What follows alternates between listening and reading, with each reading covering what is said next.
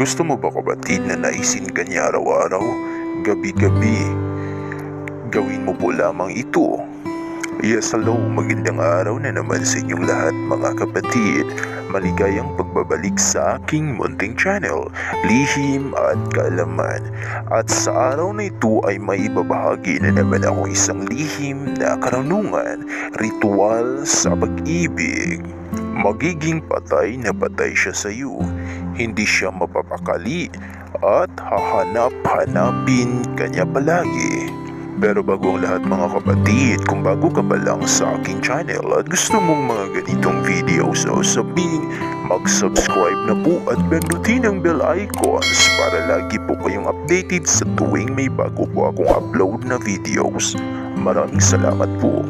Babala, hindi siya makakatulog nang hindi ikaw ang laman ng kanyang isip.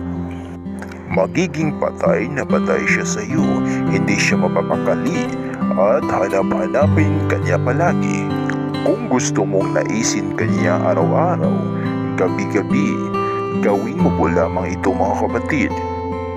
Maging bukas ang isip at maging maingat sa paggawa ng ritual. At ang una mong kailangan mga kapatid ay kandila. Makakatulong ito para sa ating enerhiya, pansarili at enerhiya ng ating ritual.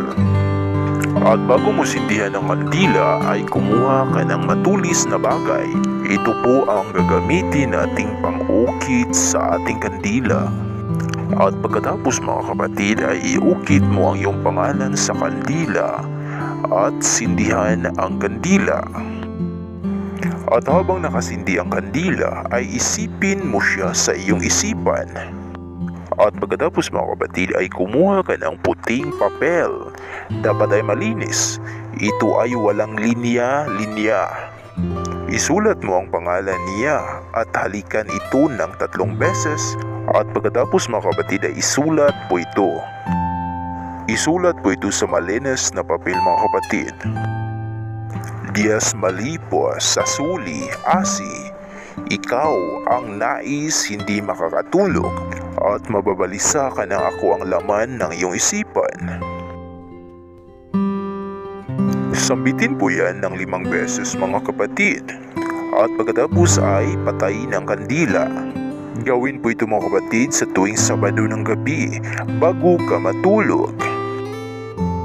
Ilagay ang kandila sa gilid ng bahay o corner. Saka sindihan muli ang kandila sa susunod na Sabado at hanggang maupos at itapon ang tira ng kandila. Gawin lamang po yan mga kapatid kung kinakailangan. Huwag po itong gawin kung panunubok po lamang dahil sigurado po akong hindi po ito tatalab. At yan lang po muna sa araw na ito. Sana po sa video ito ay may natutunan na naman kayong mga lihim na karunungan, ritual sa pag-ibig at iba pa. Maraming salamat sa panonood. Gawin ng tama ang video at dapat ay walang ibang nakakaalam na ginawa mo ito. Thank you so much mga kapatid and God bless sa ating lahat.